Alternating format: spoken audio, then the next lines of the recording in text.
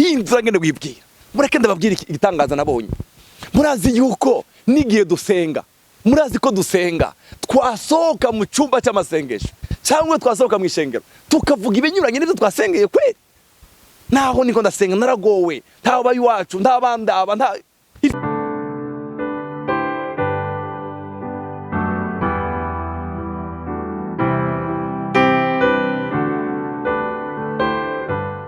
Shalom shalom.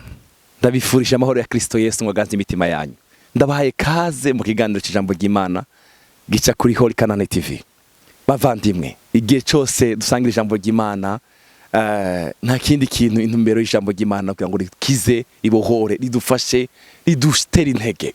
Uyu munsi wa none rero kazi kandi ku munsi udasanzwe wo kuganira ijambo ry'Imana.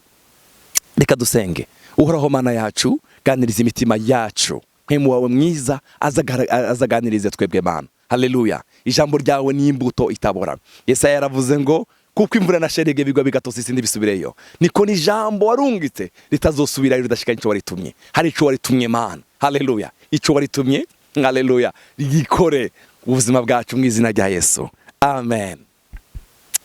Dusangire no jambo rivuga ngo kwitega uhoraho. Kwitega umwami wawe. Ubuzima bwase uvyuze mu gitondo ukitega ineza y'Imana. Ukitega kugirirwa neza n'Imana. Hari igihe Satani adutera mw'ijoro tuvyutse ugasanga mu buzima bwacu tuguma twiyumvira ibintu bibi, ibiza kudushikira, ingorane za kudushikira. Ndagusavye muvandimwe, igihe cyose ubonye ka opportunity kuvyuka, igihe cyose wiriwe ku murango, itega ineza y'Imana, itega kugirirwa neza n'Imana. Reka dusome iri jambo ry'Imana. Kwitega uhoraho muri Zaburi 130:5 haravuga ngo nditeze uhoraho, umutima wanje uramwiteze. Oh haleluya, umutima wanje uramwiteze kandi ijambo ryawe niryo nizigiye. Oh haleluya, nditeze umwami wanje, nditeze kugirirwa neza n'umwami wanje kandi ijambo ryawe Mana niryo nizigiye. Ndizigiye ivyanditswe vyera, ndizigiye ijambo ryawe, niryo umutima wanje wizigiye. Haleluya. Narasinga ijambo ejo ryavuga ngo isi n'ijuru bizovaho, ariko ijambo ryawe Mwami rizoguma witeka ryose. Ndizigiye, nditeze umwami wanje, nditeze kugirirwa neza n'umwami kandi ijambo wavuze Mana niryo nizigiye, niryo nizigiye kuruta ibindi bintu byose. Ijambo ryawe Mana igihe cyose. Haleluya. Ijambo ry'Imana bene data nico kintu dukeneye kuruta ibindi bintu byose. Haleluya. Kandi ijambo ryawe Mana niryo nizigiye. Umurongo wa 6. Zaburi 130 umurongo wa 6. Umutima wanje witeze umwami Imana.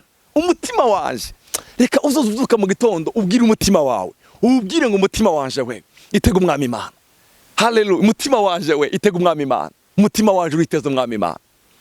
Urusha ko abateramyi basura ko buca. Eka urusha ko abateramyi basura ko buca. Amen. Umutima wanje witeze umwami kuruta uko bazamu barorera ko muse gutambika ngo batahe, barorera ko muse gutambika kugira ngo bahinduranye ibikorwa byabo n'abandi. Nditeze umwami Imana, nditeze umwami Imana kurusha ko abararirizi abateramyi basura ko buca. Ni ku mutima wanje witeze umwami Imana. Umva ndakugendera inama nziza, baho witeze umwami, genda no kwizera umwami wawe, genda n'umutima wizera umwami. Reka turavugana abantu babiri bari biteze Imana. Dusome muri Matayo 15. Matayo 15:21. Reka twumve dusome no nkuru abantu umuntu wagiye kurondera umwami yiteze mu vy'ukuri gitangaza. Wumva umutima yajanye, wumva umutima yajanye uyu mugore. 21:15 Matayo 21 haravuga ngo Yesu arahava aja ahegerereye muri Tiro Sidoni. Umunyekananikazi ava mu ntara yaho aratakamba ati ngirira imbabazi se mugenzi, umwana wa Dawidi, umukobwa wanje yafashwe nabi na dayimoni. Umugore yagiye yiteze umwami, yagiye yiteze gutabarwa n'umwami Yesu, yavuye iwabo. Haleluya. Umunyekananikazi aza kurondera umwami Yesu. Yesu we ngirira imbabazi, umukobwa wanje yafashwe na dayimoni, umukobwa wanje yafashwe n'abadayimoni, ngirira imbabazi. Mwumvirize ikiganiro bagiranye bano bantu. Nawe ntiyamwishura ijambo na rimwe. Yesu ntiyishura ijambo na rimwe uyu mugore.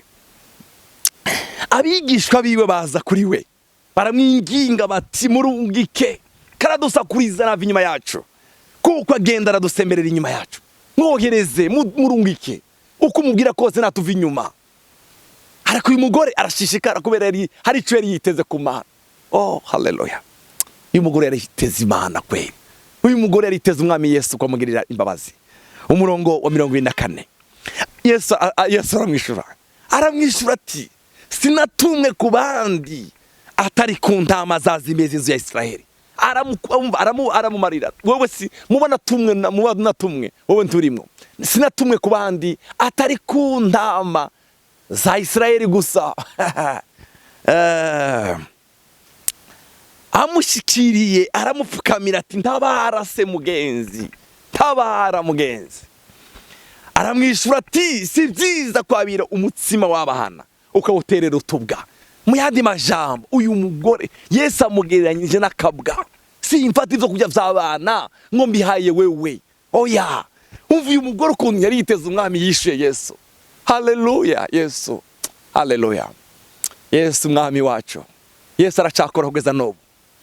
Kibazo ufise nawe witege muri audio, muri no video ntoya ngufi cyane. Witege gutabagwa n'umwami Yesu. Witege gutabagwa n'umwami Yesu. Witege kugendererwa n'umwami Yesu. Umve ngene Yesu uyu mugore yabwiye Yesu. Nawe ati kako mugenzi kuko utubwa natwo twirira utuvunguka dukorekeye munsi ya meza yabanyene two. Egome ndakabwa ariko nakabwa nako nutubwana. Ariko uyu mugore afite kwizera. Haleluya. Mureke tujya kuri Yesu dufite umutima wizera. Apana kuja kubomboranya iminwa gusa dusenga tubwisonzesha tudafite no kwizera. Uyu mugore yarafite kwizera. Yesu muyandima yarasa n'umubwiye ijambo ribi akabwa.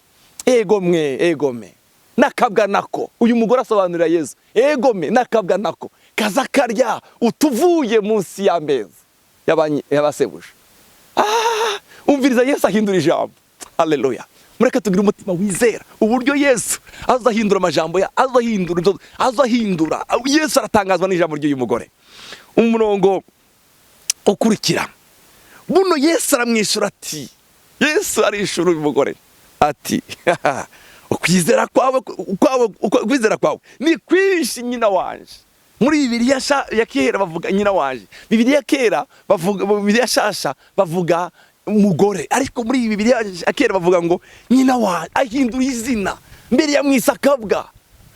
Cyamubwiye ngo simfata ivyo kurya vy'abana ngo ndabiheza akabwa, ariko kubera ukwizera kwinshi k'uyu mugore Yesu arahindura imvugo. Haleluya. Haleluya. Buno Yesu aramwishura ati ukwizera kwawe ni kwinshi nyina wanje. Ukwizera kwawe ni kwinshi nyina wanje bikubereye nk'ukugomba.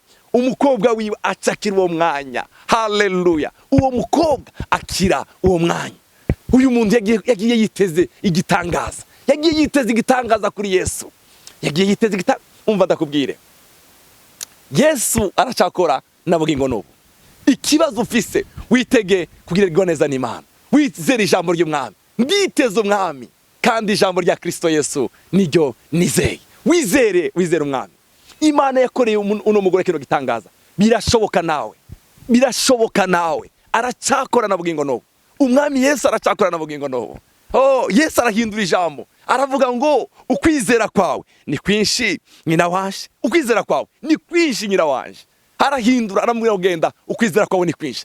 Wa mugore aragenda ya daimoni yari muri wa mukobwa wiwe irazimangana kubera iki uyu mugore yarashishikaye. Mureke dushishikare ubuzima bwacu bushake Imana. Yesu abahezagire. Yesu abagirire neza bavandimwe. Itega umwami. Uzuvuka witeze igitangaza cawe. Uzuvuka witeze gurirwa neza n'Imana. Dawidi yavuze ngo umutima wanje uriteze umwami Imana kurusha uko bateramye basura ko buca. Kurusha ko bazamu basura ko buca. Ni ku mutima wanje witeze umwami. Kandi ijambo ryanje mwami niryo nizigiye. Uyu mugore yagiye yizeye ijambo kuri Yesu. Yesu akamubwira iki nawe akamubwira iki. Akamubwira ngo injya zanje sinfite injya zabana ngo ndeze tubwa. Egome nutubwa natwo. Nutubwa natwo turya ibivuye kwa sebusha. Yesu aravuga ngo mu by'ukuri unyina wawe ufite kwizera. Genda kwizera. Umva tuzatugenda dufite intumbero kuri Yesu. Reka nsome irindi jambo rigufi. Muri Matayo, muri Mariko 5:25. muri Mariko 5:25. Uyu mugore nawe wagiye kuri Yesu afise umutima wizera. Kandi umugore agwaye ubutinyanga yaramumaranye imyaka 12. Yababajwe cyane n'abavuzi benshi bamumarisha ibintu vyiwe byose, abitanga ko ingemu ntiyagira ico bamumarira, mbere arushiriza kurwara. Haleluya. Hari igihe mureke ndakubwira, iyo ngwara ufise aho uryamye uri kuruviza buno butumwa bwiza, witeze igitangaza cyawe. Yesu arakora, ari inyuma y'ijambo ryiwe kugira ngo dukore ibitangaza. Witege, haleluya, witege igitangaza cyawe uyu munsi wa none. Yumvise ivya Yesu. Uyu mugore yumvise ivya Yesu. Haleluya. Yumvise ko Yesu agira neza. Yumvise ko Yesu agenda abohora benshi. Yumvise ko Yesu yaciye hajya ku kidengezi Betsaida, asanga wa muntu amaze imyaka 38. Aramubwira ngo ugomba iki? Atangira kumusigurira ngo nta muntu mvise. Yesu aramubwira ngo ikore kirego cyawe ugende. Uyu mugore yo avyumvishe amakuru yose. Oh, haleluya. Uyu murongo uravuga ngo yumvise ivya Yesu araza, aca hagati y'ishengero, amuturuka inyuma akora ku mpuzu yiwe. Yagiye afite intumbero, yagiye afite intego yo gukora ku mwami Yesu. Kandi ingwara yari afise ntivyari vyemeye mu Bisirayeli, ntivyari vyemeye mu Bisirayeli ko ashobora kwegera n'abantu. Ariko aravuga ngo ndagiye. Yajanye umutima wizera. Izere nawe. Oh, haleluya. Umurongo wa 28. Yaribwiye ati niyo nokora ku mpuzu ziwe gusa nokira. Yaribwiye mu mutima. Haleluya. Hari igihe twebwe twibwira nabi. Iki ni icyago, ni cy'umuryango yacu, ibi ni vya karande, ibi ni reka kwibwira ibipfuye, reka kwibwira ibitari vyo. Uyu mugore ijambo ryiza cyane. Uwo haleluya. Yaribwiye ati niyo nokora ku mpuzu ziwe gusa. Yaribwiye. Haleluya. Oh, haleluya. Hindura gende gwibwira. Hindura gende gwibwira. Mureke ndababwira igitangaza nabonye. Murazi yuko nigiye dusenga. Murazi ko dusenga twasohoka mu cyumba cy'amasengesho cyangwa twasohoka mu ishengero tukavuga ibinyuranye n'ibyo twasengeye kwe. Naho niko ndasenga naragowe, nta bayi wacu, nta bandaba, nta ivyo nibikuru kuravugeje gusenga. Uyu mugore yajanye umutima wizera. Haleluya. Yaribwiye ati niyo nokora ku mpuzu ziwe gusa nokira. Yajanye umutima wizera. Mureke dusenga n'umutima wizera, dusenga no kwizera, dusenga no kwizera. Yerebo de la gloria. Dusenga n'umutima wizera. Haleluya Yesu. Ndakunezerewe mwami wanje. Murongo 29. Uwo mwanya isoko y'amaraso yakama. Uwo mwanya isoko y'amaraso yakama. Uyu mugore ntabwo yigeze akora kuri Yesu ngo mukore ku gitugu cyangwa mukore oya. Ntabwo yagiye kuri Yesu ngo nkoza ikiganza. Oya. Haleluya. Haleluya. Yajanye umutima wizera. Uwo mwanya isoko y'amaraso yakama. Amenya mu mubiri wiwe yuko akiza ico cago. Oh, amenya mu mubiri wiwe ko akiza ico cago. Umva ndakubwira, icago cyose wari ufise ndakivumye mu izina rya Kristo Yesu mwami wacu. Ico cago ni cume, ni kiveho. Ari ingwara, ari ukuburibwe bumerewe gute. Ari ico cago kigiranye imyaka myinshi. Ico kibazo giranye imyaka myinshi ndakivumye mu izina rya Kristo Yesu mwami wacu. Mwico cago amenya mu mubiri wiwe ko akiza ico cago. Umurongo wa 30. Ako kanya Yesu yumva muri we ubushobozi bumuvamwo.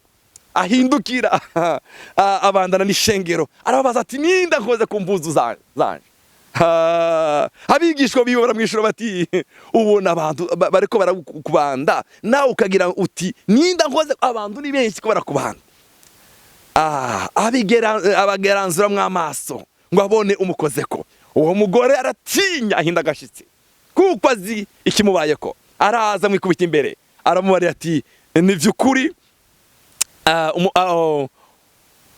amubarira ivyukuri vyose. Yesu aramubwira ati mwana wanje ukwizera kwawe kuragukishije, genda amahoro ukire gose ico cago cyawe. Ukwizera kwawe mwami. Umva ndababwire, mureke twitega Yesu dufite umutima wizera. Tuzadusenga n'umutima wizera. Haleluya. Twimbaze mwami wo dufite umutima wizera. Mwana wanje genda uko kwizera kwawe kuragukishije. Itega umwami Yesu. Uyu mugore yagiye ku mwami Yesu afise umutima wizera. Uyu wa mbere nababwiye warugwashije umukobwa wiwe nawe yajanye umutima wizera. Nditeze umwami kandi ijambo ryawe mwami ryo nizigiye. uko yarareje n'uyu munsi niko ari, kandi niko azahora iteka ryose. Haleluya. Wa musode yabwiye Yesu haleluya. Reka dusome muri Yohana, ndangirize muri Yohana. Haleluya. Haleluya. Igice cya 4 umurongo wa 50. Igice cya 4 umurongo wa 50. Yesu aramubariye ati, niwigire umwana wawe ni muzima. Uwo muntu yizera ijambo Yesu amubwiye, haleluya, aragenda. Ariko aramanuka, abantu biwe baramusanganira bati, umwana wawe ni muzima. Abasiguza cyane igihe yatanguye koroherwa, baramubwira bati, ejo kwisahandwi niho umururumbo wamuvuyeko. Maze se acamenya ko hari muri ya saha nyene Yesu yamubwiyemwo ati, umwana wawe ni muzima. Arizera ubwiwe nabo mu rugo rwiwe bose. Amen. Mureke tuja kwa Yesu dufite kwizera. Reka ndagusengere. Tuja kwa Yesu dufite umutima wizera. Data, ndagushimiye, uturemere umutima wizera. Uturemere umutima wizera. Uturemere umutima wizera. Sifa kwako Yesu Masiya. Uturemere umutima wizera. Haleluya. Uturemere umutima wizera. Nditeze umwami, nditeze kubwirirwa neza mwami, nditeze ubwiza bwawe, nditeze kwezi kwa 3 mwami, ko ari ukwezi kwiza ku buzima bwacu. Turakwiteze mwami, kandi ijambo ryawe niryo nizigiye. Ndizigiye ijambo ryawe ntiribesha. Haleluya. Uko warureje n'uyu munsi uri kuri, kandi nikuzohora iteka ryose. Amashimwe agorokere mwami Yesu, mu izina ry'umukiza wacu Yesu Kristo. Amen.